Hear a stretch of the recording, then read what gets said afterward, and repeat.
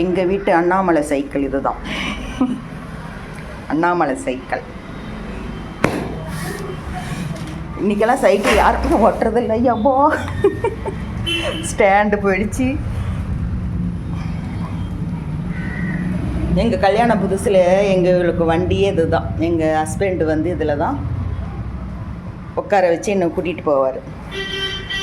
Annamalai cycle இதுதான். Annamalai cycle அப்பா வந்து இந்த ஃபஸ்ட்டு கல்யாணத்தப்போ வாங்கினது. இப்போ இது இடைக்கு போக போகுது.